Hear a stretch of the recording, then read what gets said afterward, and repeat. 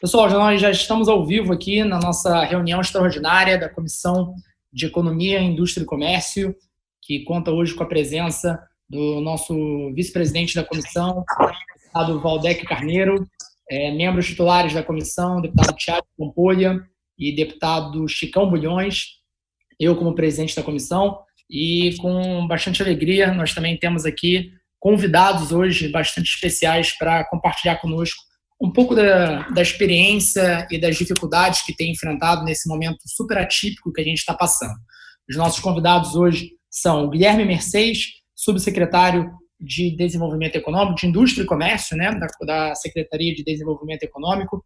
Guilherme, obrigado pela presença, fica à vontade para contribuir também, falar se você quiser. A ideia, quando a gente conversou com o secretário, era que vocês sempre pudessem acompanhar essas reuniões para ser um contato direto com o executivo.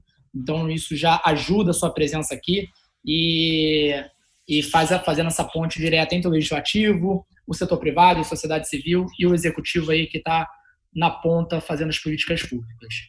Também agradecer a presença do Vinícius Carrasco, economista-chefe da Stone, do Thiago Piccolo, CEO do Hortifruti, do Tom Moreira Leite, CEO do Grupo Trigo e representante da Associação Brasileira de Franchise, e do Cristiano Melles, da Associação Nacional de Restaurantes. Então, esses são os nossos convidados. A Comissão de Economia, Indústria e Comércio da LERJ vai realizar uma série de audiências públicas ou reuniões extraordinárias para tentar entender os impactos econômicos causados pelo coronavírus, Covid-19, e vislumbrar possíveis medidas no sentido de minimizar tais impactos. Em cada encontro, teremos representantes de algum dos diferentes setores. Começamos hoje com representantes de grandes empresas do nosso estado. Estamos vivendo uma crise global sem precedentes em nossa história recente. O novo coronavírus está trazendo uma série de desafios para a sociedade. Para que o sistema de saúde não entre em colapso, muitas ações são necessárias para minimizar a quantidade de pessoas infectadas e aumentar a capacidade de tratamento. Além da construção emergencial de novos leitos de hospital, a principal orientação, por enquanto, tem sido o isolamento social. No entanto, este isolamento traz consequências para a nossa economia, que é o que queremos entender aqui para como mitigá-las. Não são todos que exercem funções compatíveis com o trabalho remoto, home office, que tem sido propagado e aumentado cada vez mais nas últimas semanas. Por isso, temporariamente, muitas pessoas estão sem trabalhar e diversos estabelecimentos estão fechados ou estão se fechando. Para alguns tipos de comércio e serviços, há alternativas, como a venda por internet e entrega em domicílio. No entanto, elas não são suficientes para neutralizar a perda das vendas físicas. Com a incerteza e a expectativa de queda na renda, as pessoas passam a consumir menos. Pesquisa recente realizada pelo Datafolha apontou que a expectativa de perda da renda causada pela crise no coronavírus está aumentando. Ela revelou que no mês de abril, 69 de cada 100 pessoas acreditam que seus rendimentos vão cair nos próximos meses. Em março, esse número é de 57. Somente 30 a cada 100 pessoas acham que seus rendimentos permanecerão iguais, enquanto em março, 43% achavam que não teriam sua renda afetada. Em outra pesquisa realizada pela XP, em abril, 50% dos entrevistados relatam já ter havido algum impacto em sua situação financeira. O número dobrou em relação a março, quando 25% já tinham sofrido impacto em sua renda. Apenas na cidade do Rio, capital do nosso estado, o comércio vem perdendo 405 milhões em venda por dia. As vendas do varejo caíram 85% desde o começo da pandemia. Este setor é responsável por 850 mil postos de trabalho só na cidade do Rio. Com a diminuição das vendas e, consequentemente, da arrecadação, muitos empresários também não terão fôlego suficiente para manter seus funcionários. Algumas medidas voltadas às empresas já foram tomadas pelo governo federal e o governo estadual, principalmente de linhas de crédito. No entanto, elas ainda não são suficientes para garantir a sobrevivência deste setor e, consequentemente, de todos os seus empregos. Nós gostaríamos de ouvir nossos convidados, representantes de grandes empresas, como eles já foram afetados por esta crise, quais as perspectivas para os próximos meses e quais medidas eles vislumbram que o governo poderia atuar no sentido de minimizar os impactos para este setor neste momento e também medidas de médio e longo prazo para estimular a retomada do setor após este período. Essa introdução, pessoal, que eu queria fazer para colocarmos todos na mesma página, também todas as pessoas que estão nos acompanhando, quem vai querer nos acompanhar depois também. Nós temos aqui representantes de diferentes empresas, de diferentes setores também, então desde supermercados até restaurantes, ou até mais tecnologia, e então tem uma diversidade com isso. Seria interessante a gente também entender as peculiaridades de cada um de vocês. Gostaria de pedir que vocês pudessem manter a fala em torno de 7, 8 minutos inicialmente, assim, não passar muito disso, para que a gente possa ter uma discussão aí mais dinâmica e depois nós possamos fazer perguntas, mas essa fala inicial possa ser em torno aí de no máximo 7 minutos para cada um e depois nós possamos aí interagir com mais perguntas. Então, eu queria começar ouvindo o Tom Moreira, contando um pouco para a gente um pouco da sua experiência, como tem sido essa avalanche aí dessas últimas semanas, e você que tem representado aí 2 organizações hoje aqui conosco, Tom. Obrigado pela presença. Bom, primeiro, boa tarde, deputado Renan, boa tarde, colegas de mesa. Queria agradecer o convite e parabenizar pela iniciativa, Renan. Eu queria fazer um comentário rápido, pois, como você falou, eu sou presidente de um sistema de franquias, que é uma empresa de médio porte, mas com características de franquias que eu gostaria de detalhar um pouco mais à frente. Eu sou vice-presidente da ABF, Associação Brasileira de Franchise, que é uma entidade que engloba não só franqueadores, mas prestadores de serviço do sistema de franquias. O sistema de franquias hoje representa em torno de 2,6% do PIB nacional. Nós temos em torno de 160 mil pontos, 161 mil pontos de vendas espalhados pelo Brasil e geramos diretamente 1,4 milhões de empregos. De forma indireta, nós empregamos mais 5 milhões de pessoas e o faturamento médio do franqueado, que é o verdadeiro oxigênio desse sistema, é da ordem de R$95 mil por mês. Ou seja, na média, o franqueado ele é um pequeno empresário. E ele é um recorte, dadas as características do sistema de franquias, ele é um recorte, eu diria, organizado do que é o pequeno empresário brasileiro.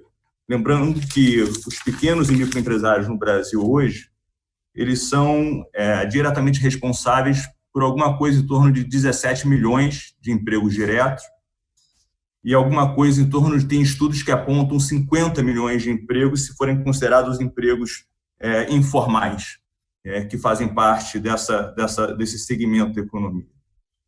E a verdade é que, independente desse pequeno empresário ser um franqueado ou ser um independente, esse pequeno empresário hoje, o microempresário, o MEI, ele não tem capacidade de caixa de sobreviver por um período maior do que 30, quando muito 40 dias fazendo uso de recursos próprios.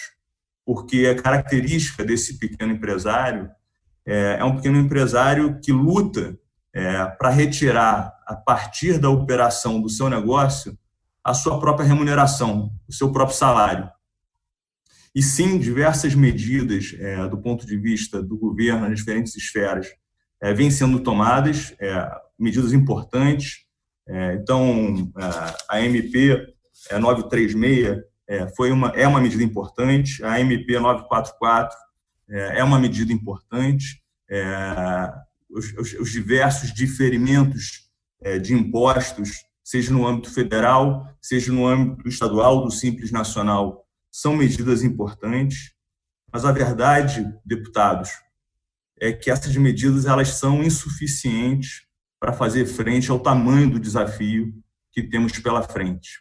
E aí, falando um pouquinho do que nós, no Grupo Trigo, estamos fazendo, nossa empresa hoje é uma empresa que tem 443 restaurantes que operam sobre a modalidade de franquias e mais 5 restaurantes que não são franquias, que é o Gourmet, que é um modelo de negócio bem diferente do Spoleto, do Cone e do Le Bon Ton. E nós empregamos diretamente no nosso sistema 6 mil funcionários. Nós temos um propósito, que é o propósito de democratizar a culinária, e nós ampliamos esse propósito diante do desafio, que é não só democratizar a culinária, mas levar felicidade para a casa das famílias. E nós temos uma missão. Nós estabelecemos uma missão nos últimos dias e nós temos trabalhado de maneira muito disciplinada na execução dessa missão, que é manter o máximo de fogões acesos, porque atrás de cada fogão tem pelo menos 10 pessoas que dependem desse fogão aceso, que é um número, eu diria que é um número nem médio, seria um número mínimo de funcionários de cada uma de nossas unidades. E a maneira como a gente vem fazendo isso, e é óbvio que a execução do nosso plano e da nossa ação, ele tomou uma velocidade realmente muito mais rápida do que o que a gente estava prevendo. Nós já tínhamos uma relação importante comercial com a Itália, nós importamos massa e molho da Itália, e obviamente já sabíamos do tamanho da crise e da severidade da crise na Itália, já no início de março. No primeiro momento, a gente decidiu, por prevenção, aumentar o nosso estoque, porque a gente achou que eventualmente poderia ter uma ruptura de fornecimento. Em seguida, contratamos um infectologista chamado Edmilson Migovski, da UFRJ. Edmilson, ele visitou nossos restaurantes de todas as marcas, nossa fábrica. Nós temos uma fábrica em Volta Redonda, a nossa distribuidora, escritório central. Nós não tínhamos, nesse momento, ainda o home office instituído, mas o objetivo da consultoria do Edmilson era poder fortalecer os procedimentos, não só de cuidado com o manuseio dos alimentos, mas principalmente poder fortalecer os processos dentro dos restaurantes e da nossa fábrica, a fim de preservar a saúde das nossas equipes. Passada essa fase, e aí já estou ali perto do dia 14, dia 15 de março, nós começamos uma verdadeira operação de guerra com um foco em preservar o nosso caixa e obviamente, trazer essa dinâmica para os nossos franqueados, inclusive ensinando eles quais seriam as medidas a serem adotadas no sentido de preservar o caixa, e começamos uma sala de guerra para transformar os 400... A intenção era transformar os 449 restaurantes em operações de delivery, porque até então apenas 20% das vendas dos restaurantes vinham do canal delivery. Então, nós éramos majoritariamente um negócio de venda de salão e de balcão. O gourmet, por exemplo, nunca havia feito delivery. Em 48 horas, nós transformamos o gourmet passou a ser uma operação de delivery. Num primeiro momento, chegamos a ter 250 restaurantes fechados no nosso sistema, e hoje nós temos 195 restaurantes fechados. E a gente vem aprendendo, através de uma disciplina diária de troca com os nossos franqueados, melhores práticas que são realizadas pelos próprios franqueados e que nos ajudam a irrigar o próprio sistema no sentido de melhorar a nossa performance no delivery. Nós estamos literalmente aprendendo com o avião em voo. Nesse momento, estamos faturando cerca de 18% do que seria o faturamento original dos nossos restaurantes. E eu não preciso dizer para os senhores, dada a estrutura de custo e despesa em um negócio de margem relativa baixa, que é um negócio de restaurante, o que isso representa do ponto de vista econômico financeiro para esses operadores. Então, eu poderia detalhar os planos que estão em curso, mas eu gostaria de respeitar o tempo e só finalizar essa primeira parte da nossa conversa, que fora todo esse esforço de manter a chama, de manter o fogão aceso, nós estamos num processo solidário com a sociedade, já doamos mais de 50 mil refeições, não só no estado, na cidade do Rio de Janeiro, mas em outros estados, e seguimos firmes nessa luta. Então, eu finalizo esse primeiro momento, já são 7 minutos e 52, e passo a palavra para o próximo colega. Obrigado, Tom. Obrigado aí pela respeito ao tempo também, para a gente ter nossa dinamismo aqui da nossa reunião, e pelo seu depoimento. A gente vem conversando também sobre o impacto tão direto no setor de vocês, obviamente, com tantos restaurantes e as pessoas não podendo sair, é inevitável tudo isso está acontecendo.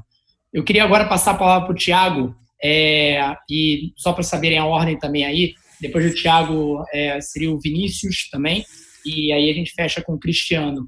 E o Thiago Pico, que está num negócio completamente diferente, aí já à frente do Hortifruti, que, Thiago, também seria interessante ouvir de você, que vocês estão funcionando, né? Eu acabei de vir até de um Hortifruti há pouco tempo, e hoje ainda.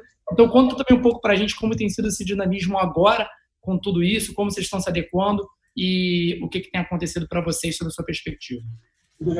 Claro. Boa tarde, Renan.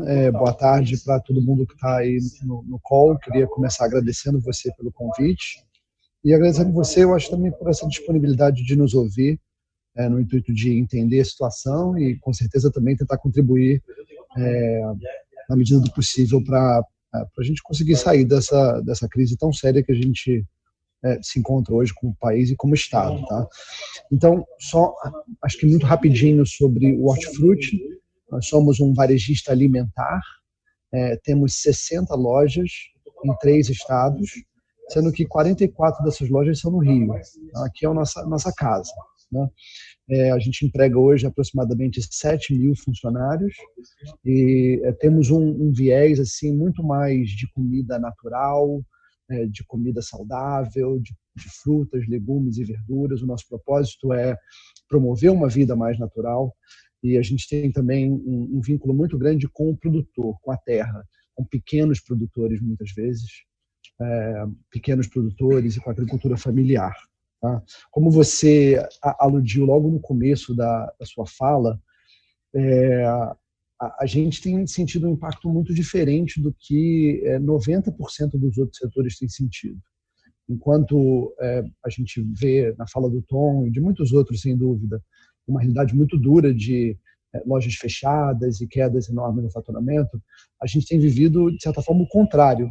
A gente continua, enquanto serviço essencial, com as nossas lojas abertas e teve um aumento muito grande de procura por parte dos clientes. Seja no momento inicial da crise, nos primeiros 7 dias, talvez, depois da crise ter ficado mais presente aqui no nosso país, com um momento de estocagem muito forte por parte dos clientes, a busca por comprar itens de necessidade básica, mercearia, etc. Seja depois desse momento inicial, onde as coisas se sentaram um pouco, mas a gente ainda tem uma demanda muito grande, um volume assim, eu diria em torno de 10% a 20% superior ao que a gente geralmente tem. Então, nesse sentido, eu acho bem diferente da maioria dos colegas. E também eu acho um negócio que é muito intensivo em mão de obra, e muito intensivo em mão de obra na loja, né? Essa do home office, que é uma saída para muitas empresas, no nosso caso, não funciona. Eu tenho 7 mil funcionários, do qual aproximadamente 250 de escritório e 6.800 a 6.700 em loja. Então, não tem muito possibilidade de home office para um caixa, para um açougueiro, para um peixeiro, para um repositor de gôndola, né?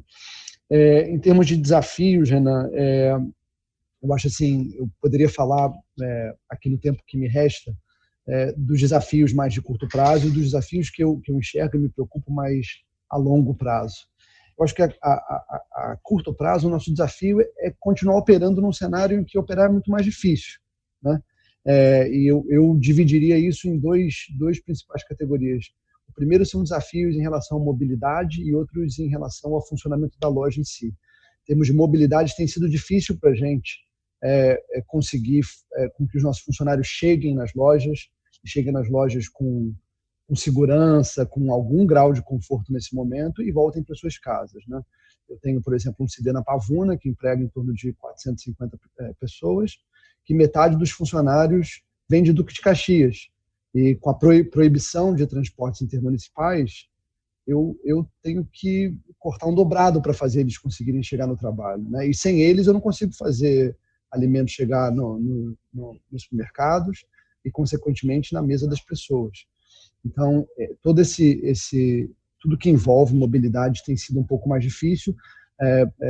Fico feliz de que, do ponto de vista de cargas, a gente não tem tido muito problema.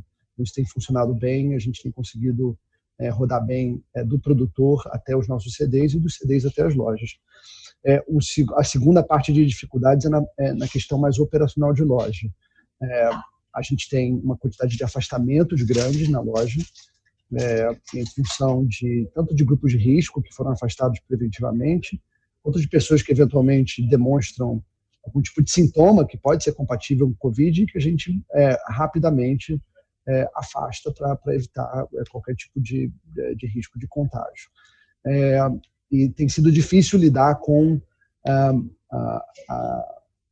os avanços dessa doença e muitas vezes é difícil de lidar também um pouco com a velocidade e a falta de alinhamento nos decretos que vêm de todo tipo de município diferente. Acho que até que eles são mais municipais em natureza. Mas em Niterói é de um jeito, no Rio é de outro, em Campos é de um jeito, em Volta Redonda é outra forma, em Macaé é outra forma. E muitas vezes, acho que bem intencionados, na maioria dos casos, mas que trazem dificuldades operacionais muito grandes para a gente, num cenário onde a gente já está muito estressado operacionalmente, tendo que lidar com volumes muito grandes e com um quadro muito menor. Então, isso é uma dificuldade grande. Aí eu acho que, para concluir, eu preocupo muito com os impactos que a gente vai ter a médio e longo prazo aqui no Rio, né? Eu já tive a chance de comentar com você, Renan, em conversas no passado, que os últimos anos foram difíceis para a gente. Nós somos um varejista que aposta em qualidade, aposta em atendimento, e um cenário de um Estado que passou por uma crise grande, uma perda de renda grande, isso traz muitos desafios para o nosso negócio. E como você bem falou, assim, a grande maioria das pessoas tem a clara percepção que vai ter uma perda de renda. Se não teve ainda, vai ter daqui a pouco. E isso eu acho que é algo muito preocupante. E ao mesmo tempo que a gente acho que tem que se preocupar muito com a operação do dia a dia, a gente não pode esquecer que esse negócio vai passar, mas quando passar, nós como sociedade seremos mais pobres. A gente precisa de muita ajuda e muita união para lidar com isso. Então, acho que fiquei dentro do meu tempo, não fiquei? Ficou maravilha. Obrigado, Thiago. Uma perspectiva também super importante para a gente. Acho que tem algumas questões também para a gente entender melhor aí na parte de perguntas e como tem sido nessa operação logística, o que pode ser feito para ajudar um pouco mais, ou pelo menos não atrapalhar tanto, mas a gente entra mais em detalhes aí depois da fala de cada um. Vinícius, queria, se possível, passar para você agora também. E como eu te falei, né, você aí também como um dos melhores microeconomistas aí desse país, tem obviamente observado muito o que a gente está passando. Acho que com tudo isso, os impactos econômicos, você tem escrito muito, né, sobre isso também. Então, acho que ouvir um pouco sobre a perspectiva, obviamente, da organização que você representa, da Stone, mas também o que você tem visto de forma geral. Então, se você puder compartilhar conosco sobre isso, seria interessante aí. Tá, joia. Obrigado, deputado. É um grande prazer.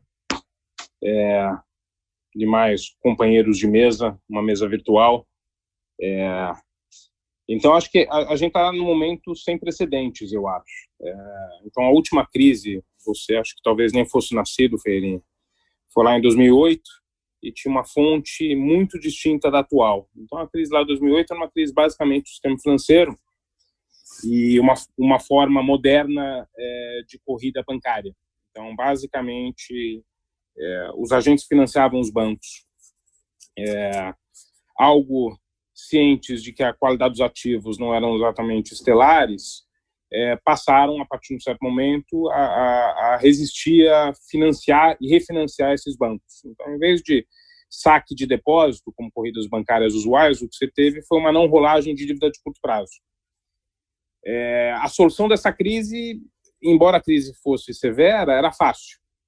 Então, o que a gente viu lá que todas as autoridades monetárias do mundo fizeram foi injetar liquidez e garantir que a tubulação voltasse a funcionar. Então, no mundo no qual você tem corrida bancária, a prescrição de política é meio trivial. Proveja liquidez e garanta que entes solventes mais ilíquidos consigam sobreviver. Garanta que uma crise de liquidez não se transforma em uma crise de solvência. Aquele que está ilíquido, não necessariamente passe a quebrar pelo plano de liquidez. Então, embora fosse uma crise severa, a solução era mais ou menos fácil. Aqui a crise começa de outra forma. Então, aqui a crise começa com os participantes aqui desta mesa. Então, começa na ponta, começa no mundo real. Então, você tem, basicamente, uma crise de saúde, como você apontou no começo da nossa discussão, que ensejou medidas de contenção e isolamento que prejudicaram restaurantes, supermercados, cabeleireiros, lavanderias e coisas do gênero. Então, esses caras foram chamados a fechar seus negócios. E as pessoas foram levadas a não sair de casa e, portanto, não consumir e gastar tanto quanto elas gastavam e consumiam antes. Então, você começou com algo que parecia, no linguajar de economista, um choque de oferta. O choque de oferta começou lá atrás, na verdade. Então, quando a China fechou, uma série de produtores que precisava de insumos chineses não conseguia produzir. Então, essa foi a primeira dimensão. A segunda dimensão foi essa de você forçar os negócios a se fecharem. Então, essa foi a primeira leva, e como consequência dessa primeira leva, a gente está indo para uma segunda e muito intensa, que é uma leva associada à incapacidade das pessoas gastarem, seja porque vão ter suas rendas comprometidas, seja porque, de fato, elas estão inibidas de fazê-lo pelas políticas de contenção que foram implantadas. O sistema financeiro está bem, então, toda vez que você vir o Banco Central falando, o Roberto Campos falando, ele vai dizer que o sistema financeiro está capitalizado e está líquido, mas o problema é o sistema real, que foi atingido por esse choque sem precedentes, está desatendido. Então, a solução é muito mais difícil, porque você não adianta você tentar dar liquidez para os bancos, porque a percepção deles quanto ao risco de crédito, a capacidade dos entes repagarem um potencial crédito, mudou dramaticamente, a percepção de risco aumentou e ninguém vai querer emprestar. Então, acho que é um problema muito maior do que o problema que usualmente a gente lida e que a gente lidou há 12 anos. O que eu acho? Eu acho aqui, e eu escrevi um pouco sobre isso com o Armínio Fraga e com o José Alexandre Schenkman, é que a gente precisa, e a primeira dimensão de política é preservar o pequeno e médio negócio. Então, são os caras que estavam indo bem. Então, eu sou cliente muito frequente do Gourmet. Você tinha filas enormes e demorava para sentar no Gourmet. Esse cara estava indo bastante bem, um negócio espetacular que, de repente, sofreu esse choque, essa parada súbita de receita.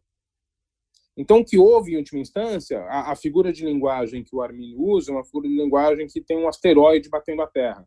Mas a manifestação disso para os negócios, não é um asteroide real, né, mas a manifestação disso para os negócios é uma parada súbita na receita. E qual o problema? Que seus custos fixos e quase fixos continuam rodando.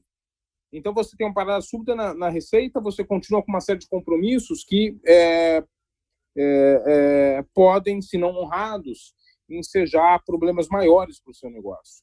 Então, do ponto de vista de política, acho que você gostaria de fazer é prover alguma forma de ajuda, de seguro.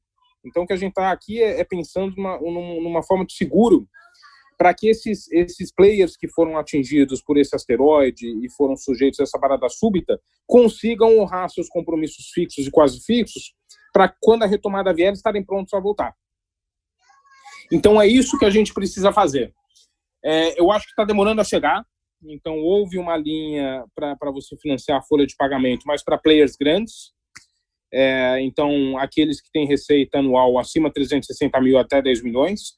Essa linha foi operacionalizada agora, então é importante dizer que ela foi colocada de pé muito rápido e operacionalizada muito rápido, mas ela está deixando de fora um monte de gente que tem esses compromissos fixos e quase fixos e cuja receita desapareceu. Então, acho que a política que a gente tem que ter é uma política de provisão de seguro contra esse sinistro que se manifestou para os agentes e que não tem nada a ver com o negócio deles. Tá fora do seu controle. O negócio ia muito, muito bem até que você foi chamado a fechar seu estabelecimento ou limitar o quanto você consegue produzir. Eu acho que isso enseja oportunidades. Então, de novo, aqui a gente viu, acho que o Tom falou, que uma nova tecnologia de você poder servir o cara que vai ser o restaurante foi desenvolvida muito rapidamente, então o delivery está pegando. Então, em resposta a esse choque de oferta, você está vendo inovação. Então, as pessoas estão inovando. Acho que isso vai gerar melhores possibilidades quando esse vendaval passar, mas eles não vão, por meios próprios, conseguir emular o que eles tinham de receita e resolver esse problema de parada súbita de receita que eles tiveram. Eu acho que é preciso que, de algum jeito, uma instância não privada proveja seguro. ali com o Armínio e com o Zé Alexandre, a gente propõe uma linha de crédito com risco tesouro. Não há ente privado que vai topar correr o risco de emprestar para alguém que você não sabe se vai reabrir daqui 3, 4 meses, que a gente sabe quanto vai demorar o lockdown, essas medidas de contenção. Então, é preciso que essa instância de seguro venha rápida e venha para quem mais precisa. De novo, as políticas de aumento de liquidez, que são as políticas que a autoridade monetária consegue fazer, estão chegando nas pessoas que têm mais condições. Então, assim, as grandes empresas, eles estão sacando as linhas delas e sentando em caixa. As grandes empresas mesmo. Enquanto pequenos e médios negócios não conseguem, porque não há apetite de risco e não é razoável que você espere que o mercado privado tenha apetite de risco para fazer esse tipo de empréstimo. Então, acho que tem que haver linhas do Estado, acho que a FOPA é um bom primeiro passo, eu acho que aqueles R$600 atingem a camada mais vulnerável e de informais, mas tem um monte de negócio aí no meio que está meio que desprovido de algum tipo de ajuda. E, de novo, é alguma coisa que ocorreu que está completamente fora do controle deles. Então, não tem nada a ver com a qualidade do negócio, não tem nada a ver com a qualidade do que ele faz, da forma pela qual ele produz, do quão eficiente ele é. É um asteroide chegando que ele não tinha controle. Então, isso do ponto de vista de política. Do ponto de vista da Stone, a Stone também tem vocalizado a necessidade desse tipo de ajuda. Deixa eu voltar aqui. Só não tinha. Oi. Vocês me ouvem? Está te ouvindo, só está sem vídeo. Tá bom, deixa eu ver. Aí voltou, beleza. A Stone, exatamente por eu estar lá e ter essas discussões também fora, a gente vocaliza um pouco dessa visão. Então, está se colocando à disposição para ajudar de várias formas para que essas linhas de crédito, risco tesouro, cheguem em quem precisa. Então, a gente acha que a indústria de adquirência pode ser utilizada como tubo para que esse recurso chegue rápido para o varejista. Do nosso lado, esses negócios que a gente está tratando aqui são nossos clientes. Então, essa é a nossa missão maior, ajudar nossos clientes e fazer com que eles consigam vender mais e ser mais produtivos. Acho que nesse meio do caminho, que a gente, nessas circunstâncias difíceis, o que a gente pode fazer é estar do lado dele. Então, a gente teve aqui medidas que são medidas de crédito, redução de taxas e melhores condições que montam a 130 milhões, se não me engano, ao todo, especialmente para os setores afetados pelo lockdown, então bares, restaurantes e negócios afins que foram muito afetados. Então, a gente tem esse conjunto de medidas. De novo, a gente tem estimulado campanhas de consumo em pequenos estabelecimentos, compre local, é muito importante isso. Esse é o cara mais assistido. Então, crie mecanismos pelos quais você, como cliente desses negócios, pode ajudá-los a se manterem vivos. Então, a gente está fazendo isso e acho que uma série de outras iniciativas que são iniciativas de, hoje, pensar que a gente precisa que as pessoas estejam saudáveis, elas estejam seguras e, ao mesmo tempo, garantir que esses negócios consigam fazer a travessia. Internamente, nossa preocupação é com o time, com as pessoas, então saúde em primeiro lugar, movemos todo mundo para home office, saúde, nossos clientes seguros e nós ao lado deles, e do ponto de vista de policy, acho que a gente tem que caminhar rapidamente para a provisão desse seguro. Não há mecanismos privados que resolverão esse problema. Obrigado, Vinícius. E, como eu falei, né, seria super interessante ouvir também a sua perspectiva de policy e você ter compartilhado conosco. Tenho lido aí o que você tem escrito também sobre isso aí. E também estou de acordo quanto a esse incentivo que a gente tem que dar com essa linha de crédito, e a gente só consegue fazer isso via governo, via Estado, colocando realmente o peso do tesouro, porque, como você disse, né, o setor privado não vai querer correr um risco como esse, e a gente não pode permitir uma quebradeira geral nesse momento, né? Especialmente para quem está recebendo esse asteroide e não tem um caixa suficiente para conseguir sobreviver. Então, obrigado aí pelo compartilhamento. Queria passar agora para o Cristiano. para compartilhar um pouco com a gente também, que a sua perspectiva dos restaurantes e tudo que você tem visto aí também, Cristiano. Obrigado pela sua presença. Obrigado. Cada deputado Ferreirinha, deputado Valdeir Carneiro, deputado Tiago, Chicão Bulhões, né? Um prazer estar aqui na comissão. É importante essa oportunidade do setor. Nós falamos um pouco o que está se passando, acho que o Vinícius, o Tom, o próprio Tiago, que está não tão ligado aqui a bares e restaurantes, mas supermercados. E eu vou dar uma visão nacional, e o nosso subsecretário Mercedes. Vou dar uma visão nacional. Nós somos 1 milhão de estabelecimentos formais e 1 milhão de estabelecimentos formais e informais, 6 milhões de pessoas no nosso mercado de bares e restaurantes. Nós já temos em torno de 800 mil pessoas na rua. O nosso setor, ele, entre o que a pessoa conta física e jurídica, ela é praticamente uma só. É um setor que não tem acesso a crédito, que nós dizemos que é da mão para a boca. Ele praticamente se confunde nesse papel, né, do faturamento do estabelecimento ser o dia a dia da família dele.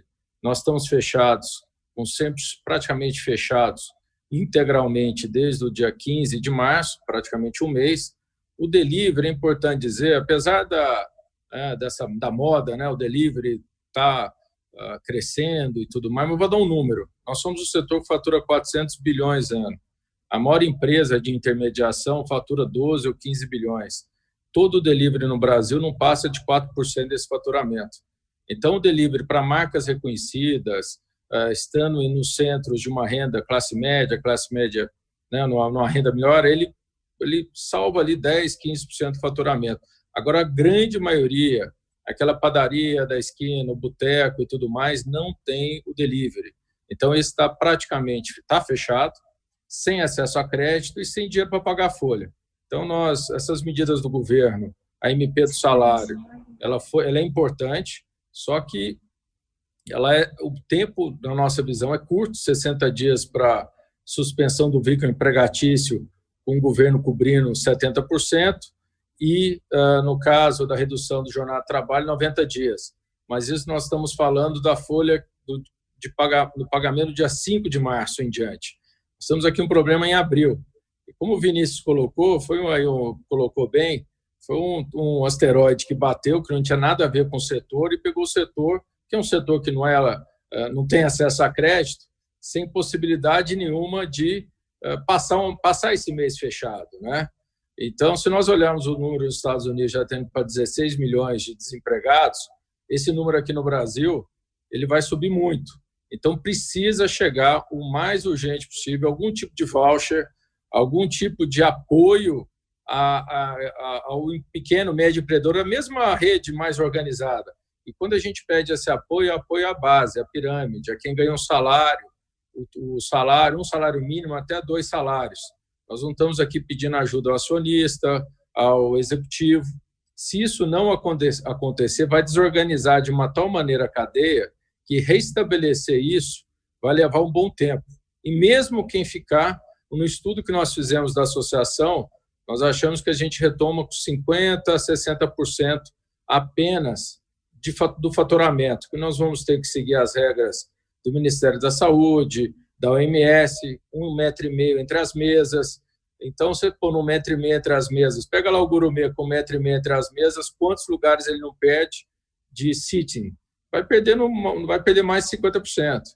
Então, é uma situação que ela não se resolve apenas com o levantamento da quarentena. Ele vai ter um tempo aí para o setor voltar ao faturamento que nós tínhamos lá em janeiro, e tem uma grande parte dos estabelecimentos que não vão abrir.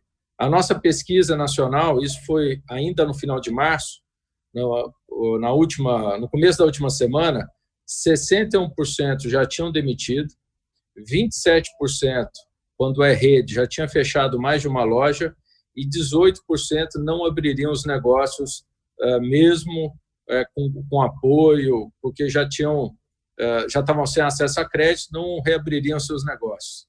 Então, uma situação dramática. É o setor do primeiro emprego, é o formador, a grande parte dos jovens estão no nosso setor, né? Hotelaria, bares, restaurantes. Então, nós vemos buscando, junto ao governo, principalmente o governo federal, o governo estadual, que a gente pode esperar após a abertura dos negócios é um ICMS. Nós vemos trabalhando com a Associação Brasileira de Franchise, um ICMS de 2% nacional, né? Situações que podem ajudar após a abertura e diferimento de imposto, mas quando você está numa situação de sem faturamento nenhum, a gente acaba indo muito nessa linha do primeiro, da manutenção do emprego. E depois, pós-abertura, renegociação de aluguéis e outros pontos que estão na nossa agenda. O principal hoje seria vir de maneira mais forte o auxílio ao pagamento da folha. Se isso não acontecer, essas pessoas vão estar acessando o seguro-desemprego. E aí nós vamos ter todo mundo acessando o seguro-desemprego, o empreendedor muito preocupado com a não possibilidade de reabertura do negócio e uma desorganização da nossa cadeia.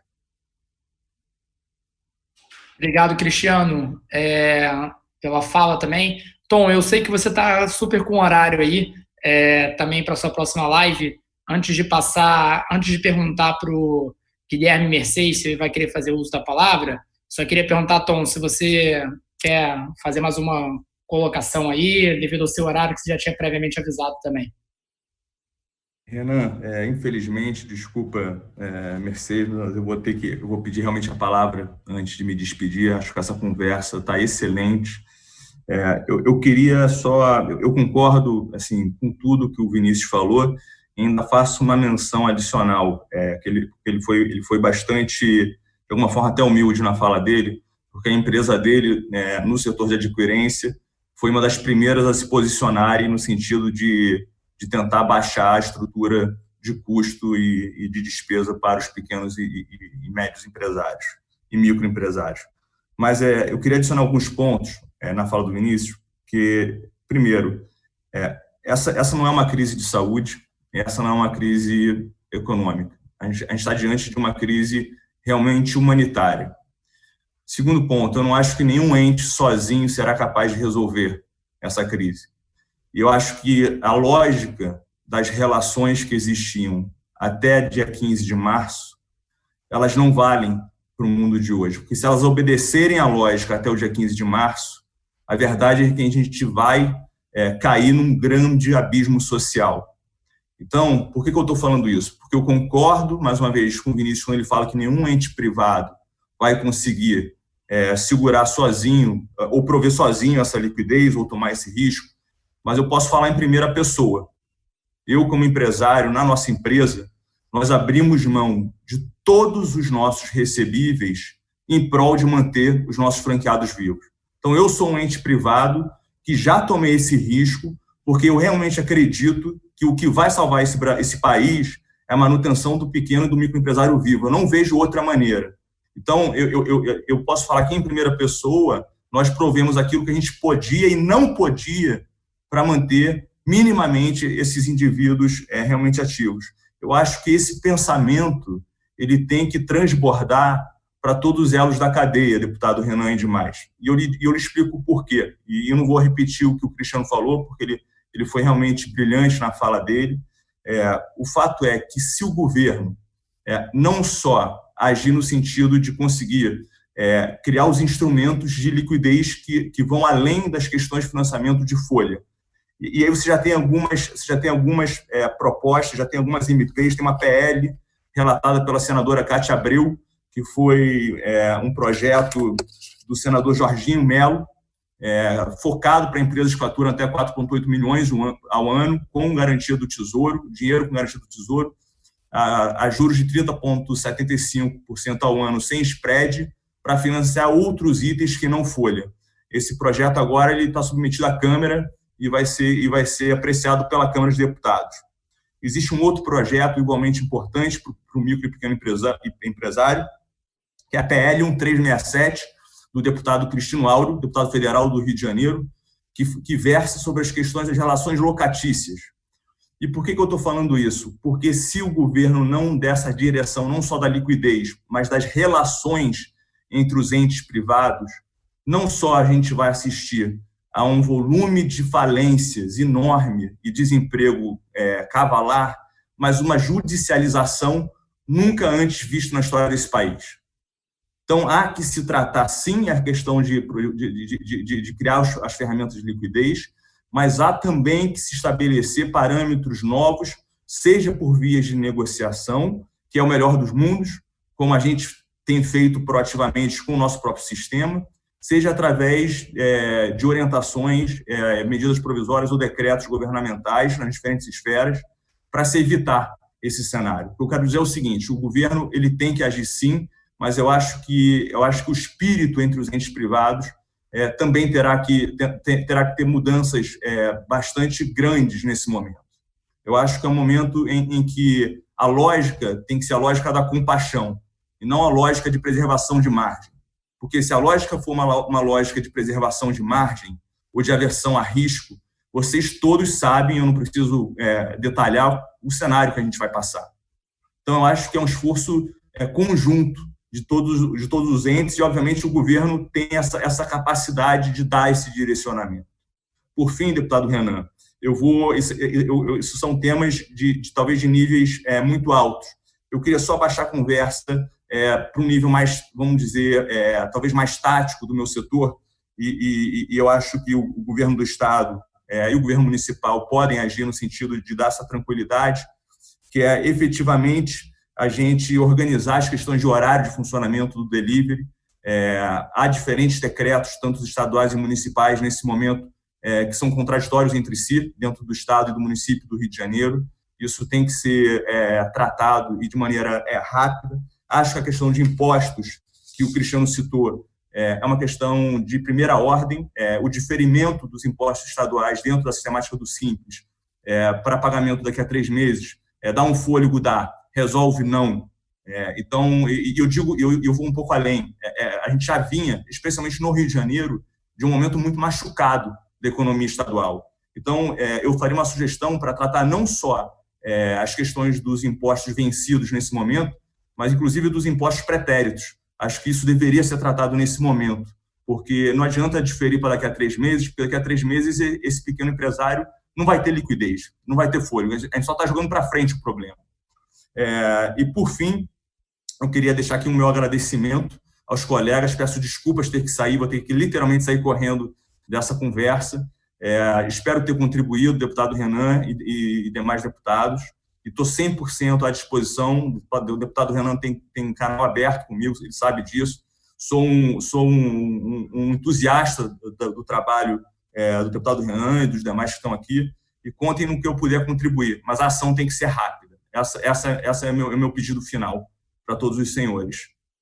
Muito obrigado, Tom. Obrigado pela sua participação aqui, por você ter ajustado também seu horário aí para compartilhar conosco. Você pode ter certeza que contribuiu muito aqui para o nosso debate, tanto porque a gente quer se propor como Comissão de Economia e o que a gente quer levar também para o governo estadual, na pessoa aqui do Guilherme está presente, mas também dos secretários, do governador, que nós vamos passar isso para frente, e para nossos membros da comissão aqui também. Então, obrigado, a gente vai dar continuidade aqui e a gente mantém em contato aí também depois com o resumo das outras falas. Obrigado e boa noite para os senhores. Obrigado, Tom. Tchau, tchau. Guilherme, você quer fazer uso da palavra antes de eu abrir para os deputados aqui também? Sim, deputado, se possível, primeiro parabenizá-lo aí pela iniciativa, essa reunião de alto nível, todas as falas muito pertinentes. Eu acho que a gente está bem aderente à nossa visão, né? Eu acho que a gente tem um mundo que já é outro, já é um mundo bem diferente do que a gente tinha pré-Covid, e o desafio é que o mundo está mudando, na verdade, muito mais rápido do que a gente consegue se adaptar, né? E eu acho que essa demanda da área de saúde é um exemplo, né? A gente continua com uma demanda que a gente não estava preparado para atender e o setor produtivo demora um pouco para virar essa chave, né? Alguns países já estão fazendo isso com o redirecionamento da produção. Isso tem demorado um pouco, mas eu acho que aos poucos o mundo vai se ajustando. Por isso que é tão importante um ponto que foi muito batido na tecla por todos, inclusive pelo Vinícius, que é a emergência dos recursos chegarem logo na ponta, né? A gente está vendo essa dificuldade no mundo todo, na verdade, né, com todos os países anunciando planos econômicos de sustentação à economia, mas a dificuldade de chegar os recursos na ponta é grande. E eu acho que isso realmente é o ponto-chave agora. Como é que a gente faz isso chegar na ponta? E aí eu diria, deputado, não só na ponta para as empresas e para os empregados que precisam disso, mas também para os estados e municípios, né, que, incapazes de emitir dívida, precisam, obviamente, da capacidade de emissão de dívida da União para que possam se capitalizar diante de uma queda muito abrupta da arrecadação que a gente vai ver pela frente. Não só royalties, mas a arrecadação de CMS certamente vai tombar com essa crise toda e essa paralisação.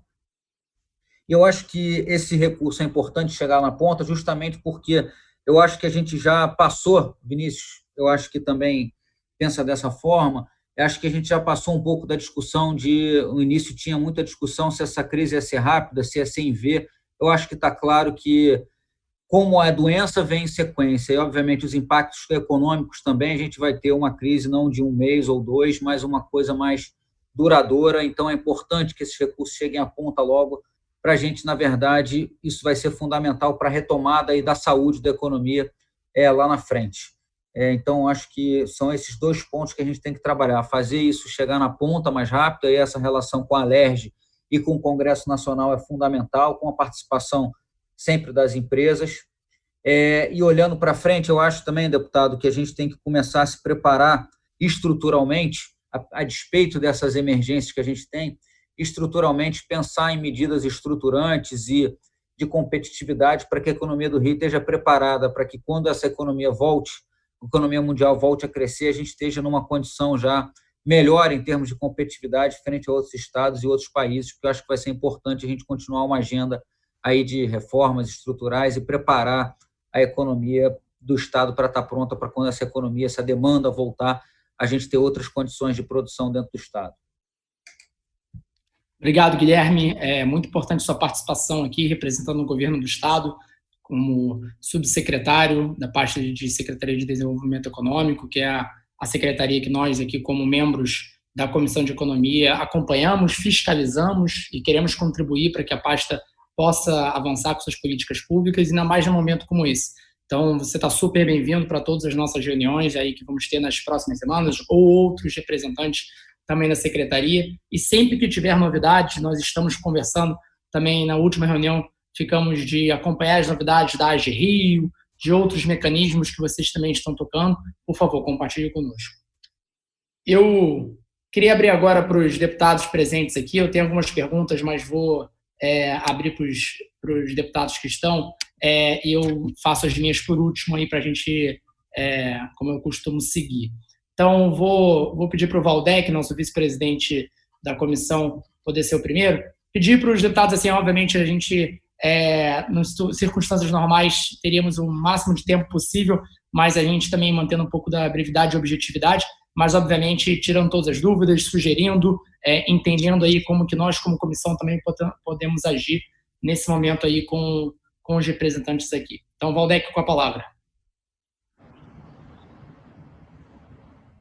Deputado Renan Ferreirinha, nosso presidente da comissão, colegas deputados que estão aqui também participando, Tiago Pampolha, Chicão Bulhões, e, sobretudo, um agradecimento aos participantes que aceitaram o convite da comissão, da nossa comissão presidida pelo Ferreirinha, o Tom Moreira, que precisou se ausentar, Cristiano Melles, o Vinícius Carrasco, o Tiago Piccolo, e também o subsecretário Guilherme Mercedes, que já tem estado conosco em outras agendas, representando a Secretaria de Desenvolvimento Econômico. Enfim, agradecimento muito penhorado a todo mundo que está se dispondo a participar dessa reunião aqui, saudar mais essa iniciativa da nossa Comissão de Economia, enfim, que tem sido muito diligente, muito presente, muito atuante no debate sobre o processo, a reflexão e pautando sugestões sobre desenvolvimento econômico no nosso Estado. Eu quero agradecer as contribuições das intervenções anteriores,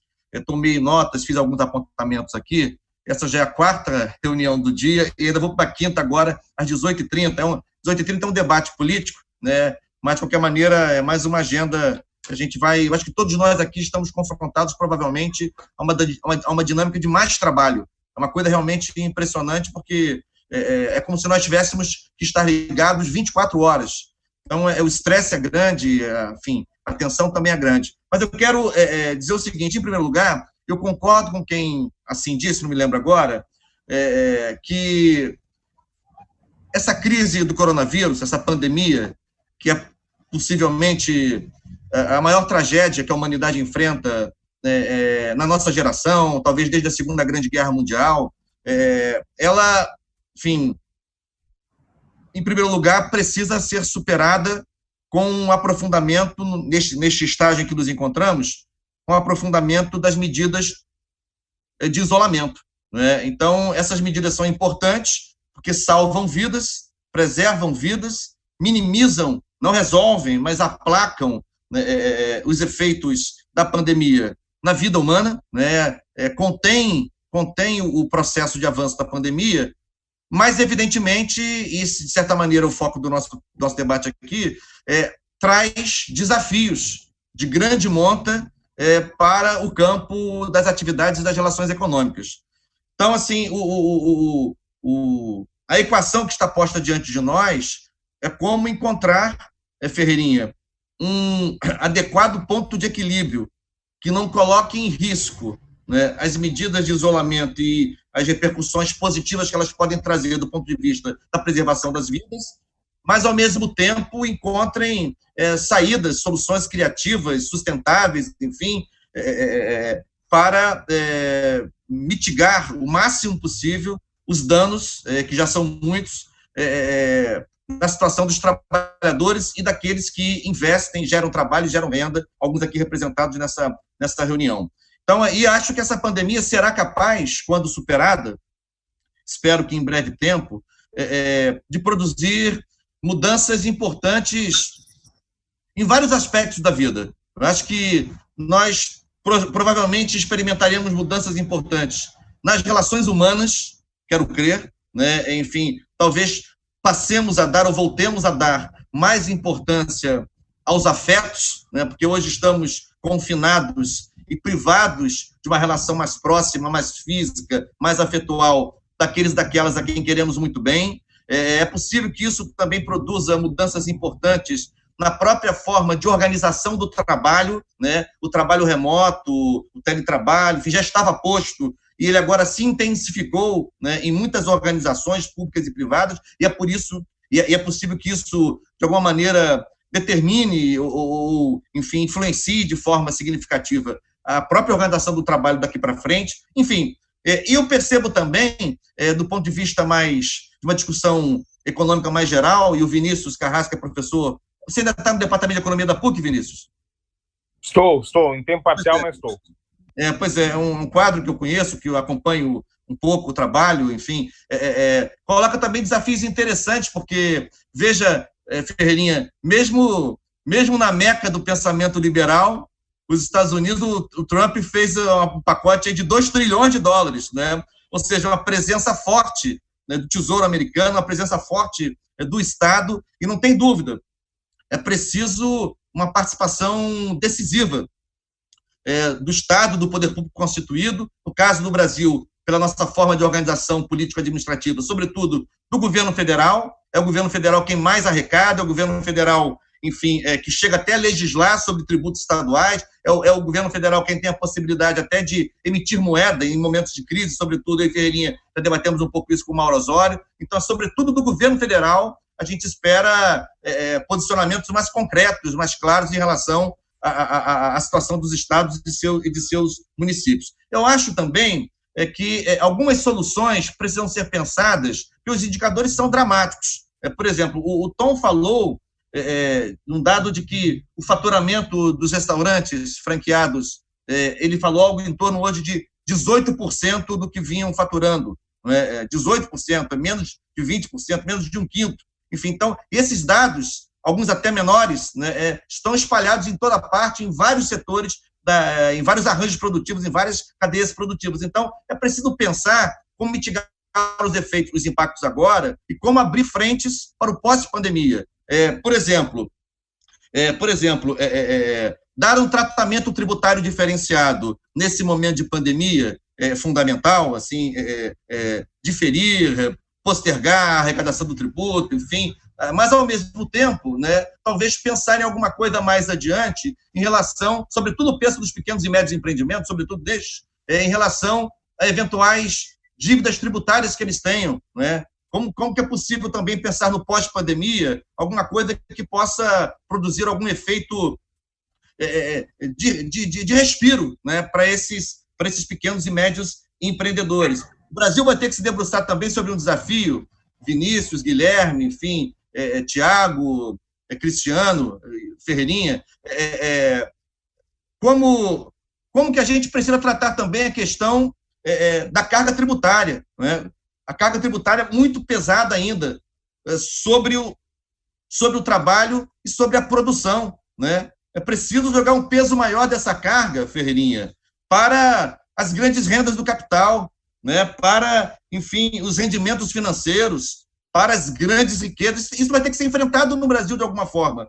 Então, assim, aliviar o peso dos tributos, o peso da carga tributária sobre aquele que vive de salário e sobre aquele que empreende gerando trabalho e renda, gerando emprego, e, ao mesmo tempo, ter um tratamento mais draconiano, mais duro, mais rígido em relação ao capital especulativo, ao capital que vive de maneira volatilizada para lá e para cá, dependendo dos rendimentos desse ou daquele mercado. Enfim, temos que dar um tratamento assim também, pensar em como sair desse modelo em que em que se colocam tributos idênticos, níveis de alíquotas idênticas a rendimentos de origem e de volume muito diferenciados, né? Enfim, quero também lembrar que o Rio de Janeiro, que viveu um drama no quadriênio passado, um drama em todos os sentidos, um drama na gestão, um drama nas páginas criminais e um drama também nas questões ligadas às finanças públicas, né? Não saiu da crise ainda, né? Tivemos um ano de 2019, do ponto de vista econômico,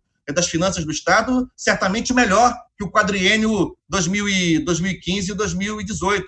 Mas nós tivemos agora uma queda substanciosa do preço do petróleo no mercado internacional. Teremos impactos severos na arrecadação de ICMS em função... Então, assim, como lidar com todas essas variáveis? Eu acho que é preciso jogar força, jogar peso sobre o governo federal, jogar pressão sobre o governo federal. Há um debate posto agora sobre o plano Mansueto, que não é ainda aquilo que se esperava, mas é um sinal, talvez um pequeno alento, mas, de qualquer maneira, eu queria dizer que a Comissão de Economia pode contribuir com essa rodada de debate que começa hoje, a ouvir, sobretudo ouvir, fazer um papel mais de escuta sensível, dos empreendedores, dos atores que estão nas suas diferentes áreas de atividade, gerando trabalho e renda, e tentar produzir alternativas em diálogo com a Secretaria de Desenvolvimento Econômico, enfim. Eu queria, assim, dizer da importância dessa conversa, desse encontro e dessa reunião. Obrigado, Valdec. Acho que 2 pontos aí que você ressaltou. Primeiro, o papel dessa comissão de também promover essas conversas e promover um plano para o Rio de Janeiro que possa realmente ser uma escapatória dessa herança maldita que tem de governos passados, mas também de uma crise agora sem precedentes, né? Os números atualizados pelo secretário de Fazenda é de um déficit só esse ano de 25 bilhões, na expectativa nossa, porque você sai de uma despesa de 80 bilhões, que foi mantida, né, independente da crise, e você tem uma queda de receita de 70 para 54.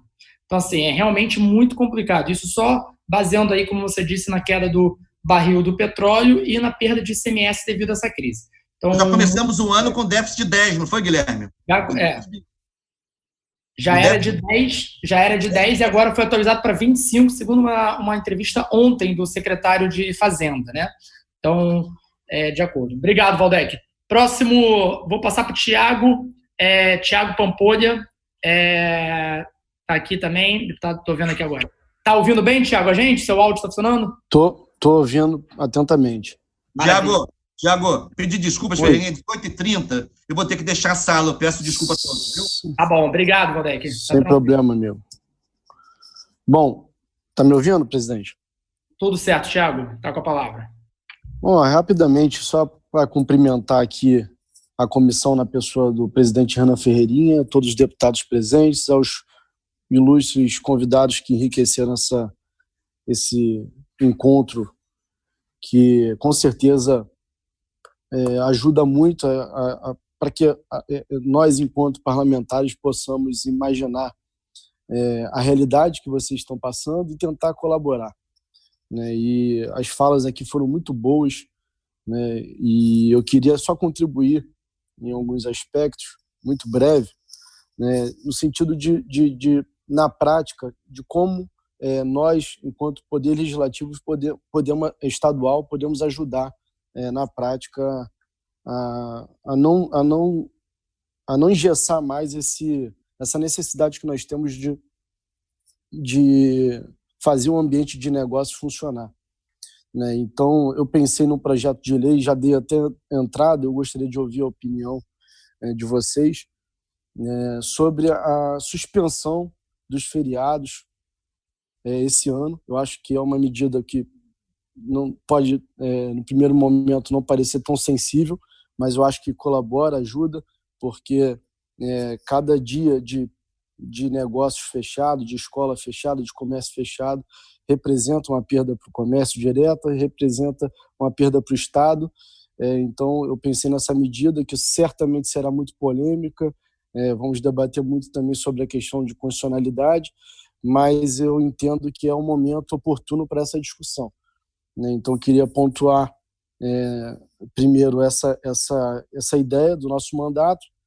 Em segundo, né, um projeto de lei que foi bacana e que foi aprovado de iniciativa do presidente da Assembleia, né, que cria a suspensão de prazos, né, de alguns órgãos do Estado, né, e prorroga a validade de alguns documentos, né, por exemplo, documentos de licenciamento ambiental, prazos para adaptação, para, enfim, prestação de contas junto ao Corpo de Bombeiro, junto à inscrição estadual.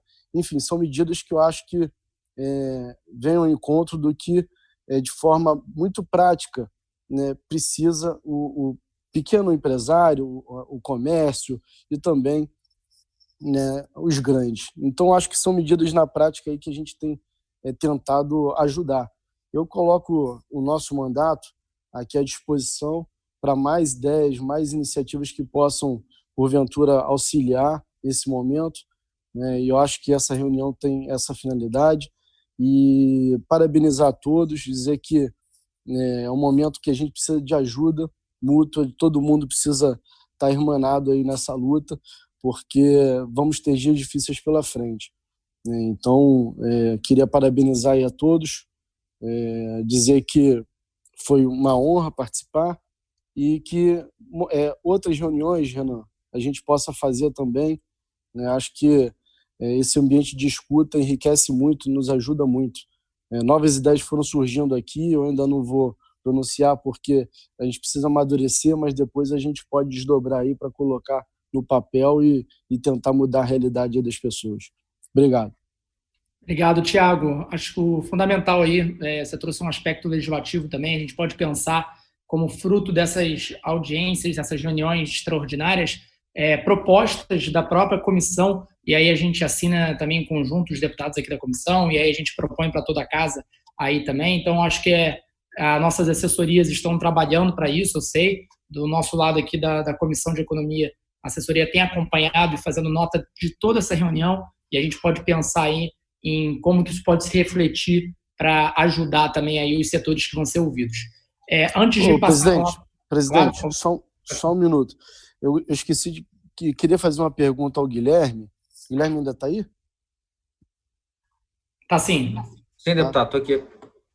Guilherme, só para... porque numa reunião recente que nós tivemos junto ao secretário Lucas Tristão, ele pontuou do intento do Estado do Rio de Janeiro de conseguir o diálogo junto ao BNDES para estruturar a AGRIO e fomentar novas linhas de crédito, né, via AGRIO aos nossos microempresários.